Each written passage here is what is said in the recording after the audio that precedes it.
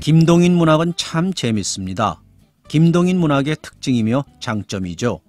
사진과 편지 역시 재밌습니다.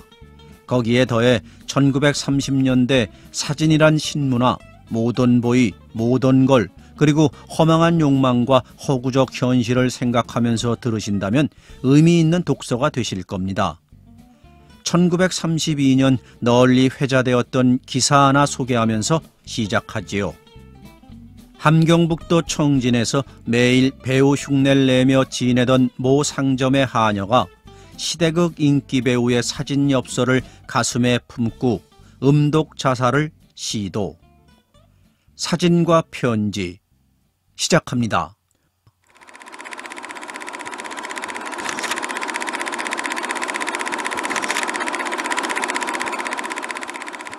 오늘도 또 보았다.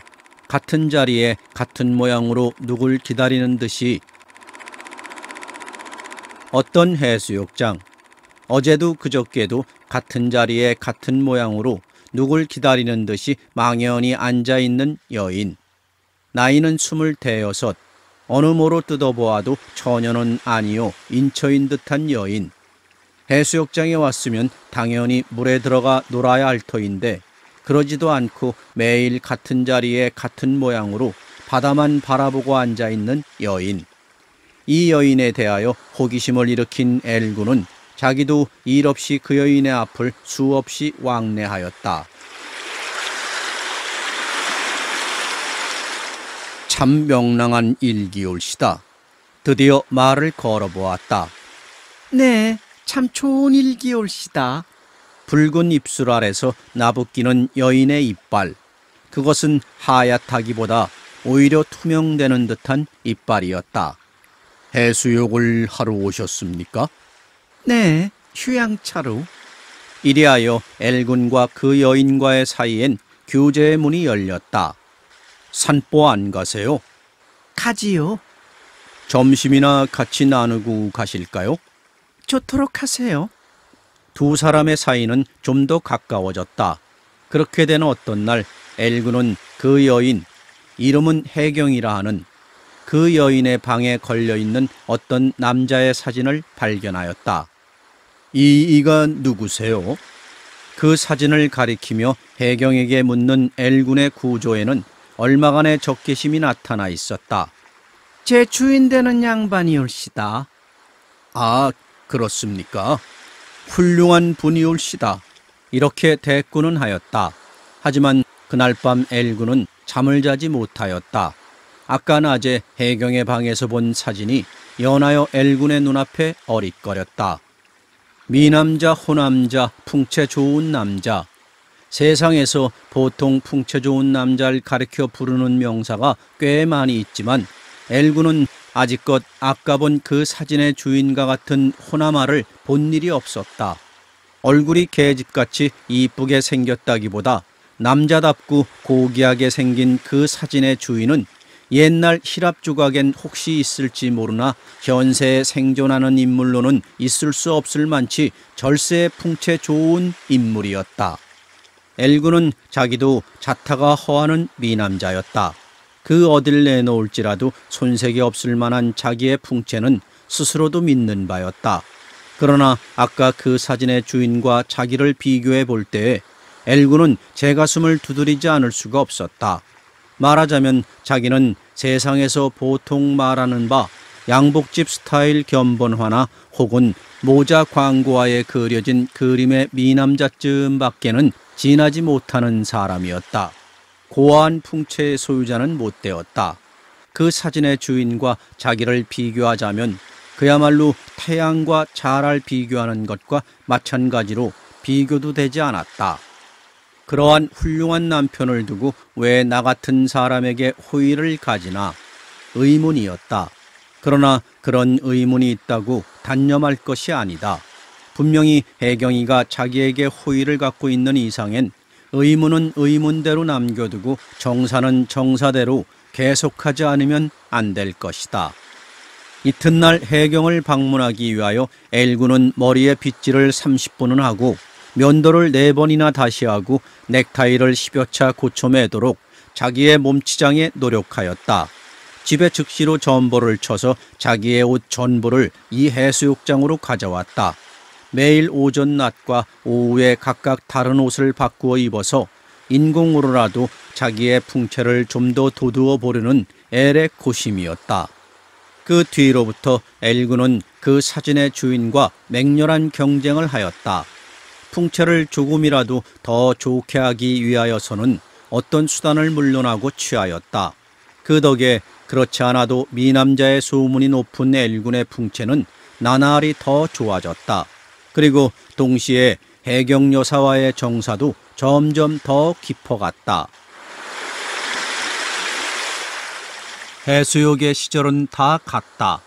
여름의 한철을 즐기기 위하여 해수욕으로 몰려갔던 도회인들은 모두 도회로 돌아왔다. 해경도 돌아왔다. 엘군도 돌아왔다. 도회로 돌아와서도 엘군과 해경의 정사는 그냥 계속되었다. 해경 씨? 네? 그이는 어디 계셔요? 이태리 여행 중이에요. 돌아오시거든 제게 소개해 주세요. 참, 엘씨는 왜 귀찮게 늘 그런 말씀을 하세요? 그이가 돌아오시기만 하면 전 그이 품으로 돌아가야지요. 그렇지 않아요? 실례 올시다만 엘씨야 그이 안 계실 동안 임시로 제 말벗이 돼요. 무얼? 강렬한 반항심. 내가 그 사진의 주인보다 더 훌륭한 사람이 돼서 그 사진의 주인이 돌아올지라도 이 여인으로 하여금 내 품에서 떠나지 않게 하여야겠다. 이리하여 엘군의 몸치장은 그칠 바를 모르고 나날이 더하여 갔다. 그것은 무엇이라 말할 수 없는 불안이었다. 현재로서는 분명히 자기는 해경의 애정을 독점하고 있다. 그러나 해경이는 언제 제 본남편에게로 돌아갈는지 예측도 할 수 없는 노릇이었다. 종로로 본종으로 해경과 어깨를 나란히 하고 산보를 다니면서 때때로 진열창에 비친 자기의 양자를 보고는 해경과 동반하여 다니기에 결코 부족함이 없는 호남자란 자신을 새롭히고 하기는 하지만 그 어떤 날 해수욕장 해경의 방에서 본 해경의 남편의 사진은 엘군의 마음을 늘 불안케 하였다. 그 사진의 주인에게 져서는 안 된다. 어떤 수단을 써서든 이겨야 하겠다. 이런 결심 아래 엘군은 더욱 풍채에 주의하였다. 가을이 지났다. 겨울도 지났다. 이듬해 봄 이태리에 여행 중이라던 해경의 남편은 그냥 돌아오지 않고 엘군과 해경의 정사는 그냥 계속되었다. 그 어떤 봄날 해경이가 엘군을 찾아왔다. 저녁까지 놀다가 갔다. 해경이가 돌아간 뒤에 엘군은 해경이가 앉았던 자리 아래 무슨 종이가 한 장 떨어져 있는 것을 발견하였다. 집어보니 편지였다. 해경이가 실수하여 떨어뜨리고 간 것이었다. 엘군은 그 편지를 펴보았다. 해경이의 어떤 동무에게서 해경이한테 한 편지로서 사연은 이러하였다. 구라파에 여행 중이시던 그 지아버님이 돌아오셨다니 얼마나 반갑겠습니까? 모레 저녁에 동반하셔서 극장에 와주세요. 연극이 끝난 뒤에 오래간만에 같이 밤참이라도 나누어 봅시다. 꼭 와주세요. 믿습니다. 마침내 왔구나. 가슴이 덜컥하였다. 그 사진의 주인이 돌아왔으면 해경인 물론 이전 어느 때 해경 자신이 선언한 바와 같이 자기를 떠나서 남편의 품으로 돌아갈 것이다. 이즈음 해경이의 태도가 이전보다 더 냉담하여진 듯한 것도 이에 설명되었다. 그 사진의 주인만 돌아올 것 같으면 자기는 헌신짝과 같이 버리울 것이다. 그 사진의 주인인 고아한 한 공자와 해경이가 나란히 하여 앉아서 관극을 할 일을 생각할 때에 엘군은 치를 부들부들 떨었다. 모레저녁 되는 날 엘군도 모 극장에 갔다. 무슨 필요로 갔는지는 스스로도 알 수가 없었으나 꼭 가봐야 될 의무를 느끼고 간 것이었다. 해경인 즉시로 눈에 띄었다. 그러나 해경의 남편은 이전 어느 때 해수욕장 어느 여관방에서 사진으로 본 그 고아한 공자인 해경의 남편은 엘군은 극장 안을 두루두루 살폈다. 해경의 남편을 찾아내기 위하여 구석구석을 모두 살폈다. 그러나 그때 사진으로 본 그 남자와 비슷한 사람도 발견할 수가 없었다. 그 대신 해경이의 곁에는 해경이의 아버지로 인정되는 한 노인이 같이 앉아서 연극을 구경하고 있었다. 사나인 한 50쯤, 얼굴 전면에 짐승에게 비기리만치 털이 나고 눈은 그 존재조차 알아보기 힘들도록 작고 코골이가 잘룩한 천하의 드문 추남자가 해경이와 같이 앉아서 일심불란히 연극을 관상하고 있는 것이었다. 엘군은 어안이 벙벙하였다. 해경이와 같은 미인의 아버지론 너무도 추하게 생긴 꼴에. 그러나 조금 뒤에 어떤 지인에게 물어본 결과 그 흉악한 추물이 해경이의 아버지가 아니요 남편이란 것을 안 때에 엘군의 경악은 얼마나 컸을까. 처음에 엘군은 그 말을 고지 듣지 않았다. 고지 들을 수가 없었다. 그러나 극장이 끝나고 돌아갈 임시에 엘군이 우연히 그들의 앞을 지나노라니까 그 추물의 말로 해경에게 향하여 아이가 자 변변치 않은 연극 구경에 허리만 아프군.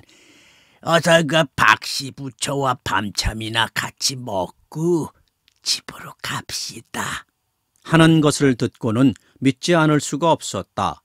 사랑도 식어버렸다. 해경이가 그 추물의 가슴에 안겨서 헤헤거릴 꼴을 생각하며 해경이의 남편은 그 사진의 주인인 줄 믿었기에 거기 대한 반항심으로 경쟁을 하여 보려고 몸치장도 열심으로 하였지 그런 털투성이의 추물이 해경이의 남편이라 할진데 엘군 자기는 비록 10년을 목간을 안 하고 3년을 이발을 안 하고 한 달을 면도를 안 할지라도 그 추물에 비하면 10,000배나 승한 것이다. 이리하여 엘군은 몸치장을 중지하였다. 하루에 3번을 면도를 하지 않으면 얼굴이 근지럽다고 하던 엘군이 코아래가 시커멓게 된 채로 천연히 거리에 나다니게 되었다. 마지막 오후, 해경과 엘군은 지나간 한때의 정사를 청산하고 마지막 이별을 고하기 위해서 어떤 조용한 곳에서 만났다. 엘씨? 네. 자, 이것이 당신이 저에게 보낸 편지예요. 전부토로 받으세요. 여인이 내어주는 뭉치를 엘군은 말없이 받았다. 그럼 안녕히 가세요. 엘씨는 왼편길로 가세요. 전 오른편으로 갈 테니. 해경씨, 여인이 돌아서려 할 때야 엘군은 비로소 정신이 든 듯이 여인을 찾았다. 네? 마지막으로 한 가지 물어봅시다. 무얼 말씀이에요? 어느 때 어느 해수욕장에서 해경씨가 내게 보여준 사진이 있지요. 이가 내 주인입니다고 하시면서. 여인은 미소하였다. 네, 그런 법 하외다. 그 사진은 대체 네 사진이오니까. 그건 왜 물으세요? 저도 네 사진인지 몰라요. 상해 어느 사진관에서 2냥인가 얼만가 주고 산 건데 아마 중국 어느 배우든가 누구라는 귀족의 사진이겠지요. 상에서 2냥? 그럼 그 사진을 왜 엘씨에게 제 지아번이라고 속였느냐 그 말이지요. 네. 아직 모르세요? 그 사진을 엘씨에게 이가 제 남편 되는 이유다 하고 보여드렸기에 엘씨가 그 뒤에 얼마나 더 좋아 지냈는지 스스로도 아시겠구먼요. 저도 같이 친구를 사귀는 이상엔 좀 더 풍채 좋은 양반과 사귀고 싶어서 그런 수단을 쓴 겁니다. 악의가 아니에요. 용서하세요. 엘씨도 사실대로 말씀하지만 그 사진을 보여드렸기에 그 뒤엔 3~4알이나 더 풍채가 좋은 신사가 되셨습니다. 엘군은 말이 막혔다. 한참을 입만 움찔움찔하였다. 그런 뒤에야 비로소 말을 하였다. 그럼 말하자면 귀부인들이 자기가 끌고 다니는 개를 비누로 목간시키고 향수를 뿌려주는 것과 같은 뜻이구먼요. 그렇게 극단으로 해석하실 게야 있습니까? 그건 그렇다 합시다. 그 수단은 용합니다. 그렇지만 결말이 왜 그렇게 싱겁습니까? 첫 번 궁리하신 그만한 지혜를 왜 끝까지 쓰시지 못했습니까? 무슨 말씀인지 좀 구체적으로 말씀해 주세요. 말하고 말고요. 어떤 날 혜경 씨가 우리 집에 놀러 오셨다가 가셨습니다. 그런데 가실 때 편지 한 장을 떨어뜨리고 가셨어요. 그 편지 때문에 나는 혜경 씨의 주인 되시는 양반을 보았어요. 그 털투성이, 용서하세요. 털투성이 괴물을 보았습니다. 그 괴물. 조금만 말씀을 주의해 하세요. 그럼 그 괴물이 혜경 씨의 주인이 아니란 말씀입니까? 왜요? 우리 주인 되시는 분이지요. 거 보세요. 그 괴물을 보기 때문에 우리 사이가 서로 벌어지지 않았습니까? 이전에 소위 그 2냥짜리 사진만 본 때는 나도 좀 더 풍채 좋은 사내가 되어보려고 별 애를 다 썼습니다마는 털투성이, 용서하세요. 그 털투성이 괴물을 본 뒤부터는 그만 그런 생각이 없어졌습니다. 그 털투성이에 비기자면 나는 1년을 면도를 안 해도 1000만 배나 우승한 미남자예요. 말하자면 혜경 씨는 편지 한 장을 잘 간수하지 못했기 때문에 실패를 보신 셈이 아닙니까? 혜경이는 엘군을 우러러보았다. 보면서 웃었다. 엘씨, 네. 제 말씀을 들으세요. 들어보니깐 엘씨도 웬만하신 숫백이시구려. 왜요? 그래, 본 남편을 두고 다른 남자와 교제를 하는 여편네가 편지 한 장 간수를 하지 못해서 여기저기 흘리고 다니겠습니까? 그럼 편지를 흘리신 일이 없단 말씀이에까? 아니, 없는 건 아닙니다. 그럼 무슨 말씀이세요? 편지는 분명히 떨어뜨렸습니다. 떨어뜨렸지만 실수해서 떨어뜨린 것이 아니고 불어 떨어뜨렸습니다. 엘씨에게 보여드리기 위해서 불어 떨어뜨리고 갔습니다. 그게 무슨 말씀이세요? 불어 그 편지를 떨어뜨려서 그 때문에 내가 극장에 달려가게 되고 극장에 가기 때문에 그 괴물, 용서하세요. 괴물을 나한테 발견을 시켰다 그 말씀이세요? 그렇고 말고요. 그렇다면 그 괴물을 발견하기 때문에 나는 몸치장도 중지해버리고 그뿐더러 혜경 씨와의 사이도 벌어졌으니 그게 모두 일부러 하셨단 말씀이에요? 엘씨, 흥분치 마시고 들으세요. 그게 전부 제가 계획적으로 한 일이올시다. 계획적이란 무슨 까닭으로? 참, 사내 어른이란 왜 그렇게 머리에 동작이 뜨신지. 간단히 말씀하자면 전에 어느 해수욕장에서 엘씨에게 보여드렸던 그 사진을 이번에 또 다른 분에게 보여드렸습니다. 그리요. 그러니깐 말하자면 엘씨는 이젠 아무리 몸치장을 안 하시더라도 제겐 아무 관계가 없이 되었어요. 아시겠습니까? 엘씨, 명심해 들으세요. 사내 어른이란 편지 한 장과 사진 한 장만 가지면 아무개든 놀릴 수가 있는 것이에요. 우연히 떨어뜨린 듯한 편지 한 장이나 우연히 보여드린 듯한 사진 한 장을 이 뒤엔 결코 그대로 믿지 마세요. 다 트릭입니다. 아이고, 왜 그렇게 눈을 무섭게 뜨세요? 최후의 이별 장소. 웃음으로 서로 작별하고 이 뒤에도 친구로 그냥 교제해 주세요. 자, 그러면 아까 말씀대로 엘씨는 왼편으로 가세요. 전 오른편으로 가겠습니다. 상에서 산 그 2냥짜리 사진을 보여드린 분과 약속한 시간도 거진돼서 전 좀 바쁩니다. 그럼 안녕히 가세요. 황혼의 거리. 가벼운 걸음을 콧노래를 부르면서 여인은 오른편 길로, 여인에게 왼편 길로 가란 지시를 받은 엘군이지만 그는 그 자리에서 발을 떼지를 못하고 마치 정신 잃은 사람 모양으로 여인의 뒷모양을 바라보고 있었다. 황혼의 거리, 적적한 거리.